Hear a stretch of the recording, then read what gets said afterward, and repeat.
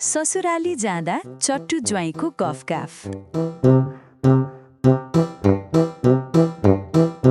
एक दिन चट्टु ससुराली गएछ। ससुरोले चट्टु ज्वाइँको मानमनितो गरे।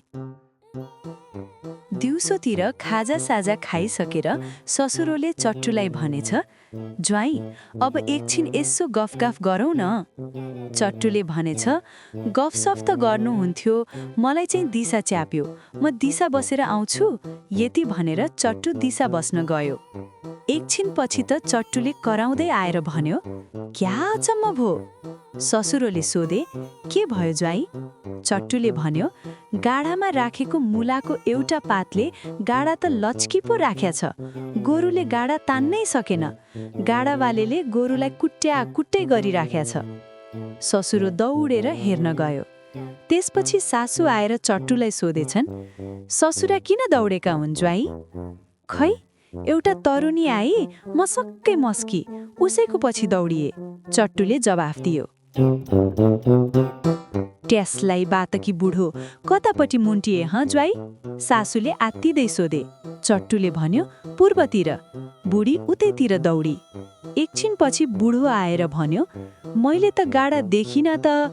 होइन, तपाईँकी सासु खै त ज्वाइँ? चट्टुले भन्यो, खै, एउटा मान्छे आएर आँखा सन्कायो, उसैको पछि लागेर गए। त्यस राणलाई नमारी छोड्दिन, कतातिर गई? ससुराले रन्केर सोधे। पश्चिमतिर, चट्टुले बतायो। बुढो उतैतिर कुद्यो। बेलुकातिर बुढाबुढी दुवै घर आइपुगे। बुढी च्याठिए। हेर पातकी बुढो, मर्ने बेलामा तरुणीको पछि लागेको।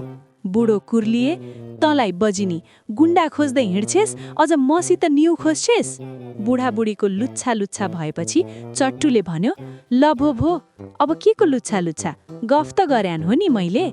यस्तो कुरामा नि के को रडाको? ल, अब गफ सिद्धियो, सफ सुन्नुस्। त्यसपछि चट्टुले सुनाउन थाल्यो। देखेको कुरा साँचो, सुनेको कुरा झुटो। काम लिँदै नलिनु, लिएपछि झिजो नमान्नु। जारी गर्ने मानिस छेपारो देखे नि तर्सन्छ। मान्छे बुढो हुन्छ तर बानी जाँदैन। विचार नगरी केही कुरा नगर्नु। घोडा हेर्दा असल जात हेर्नु, कन्या हेर्दा असल कुल हेर्नु। कुलाचार नछोड्नु। सुत्दा गोडा पसार्ने ठाउँ हेर्नु। आम्दानी अनुसार खर्च गर्नु। धन लिँदा गुप्त गर्नु, दिँदा प्रकट गर्नु। काँचो माटो र कच्चा छोरा जता लगायो उतै लाग्छ। आज जस्तो भोलि हुँदैन। बुढाहरू नभएको सभा कच्चा हुन्छ। भाग्यमा नभएको कुरामा बुद्धि जाँदैन। चुक्ली जस्तो पाप अरू कुनै हुँदैन। दशा नलागी भूत लाग्दैन। भात खाई जात नसोध्नु। सज्जन शत्रु निको, दुर्जन मित्र ननिको। परलोक सम्झी काम गर्नु। जीव जमिनको व्यापार नगर्नु। सिरान फेर्ने बिरामी, कुरा फेर्ने झगडिया धेरै टिक्दैनन्। दुर्जनका दाँत कोखामा हुन्छ। कुकुरलाई नुन, बैगुनीलाई गुण। मुख छँदै नाकले पानी पिउनु हुन्न। एउटाको जरो नखनी अर्कालाई औषधि हुन्न। आगो र शत्रुलाई सानो नसम्झनु। काललाई औषधि लाग्दैन। बेकुलामा खान दिने भन्दा बेलेमा बिदा लिने असल। लोग्ने मानिसको घर छैन, स्वास्नी मानिसको थर छैन। थ्याच्च नबस्नु, प्याच्च नबोल्नु।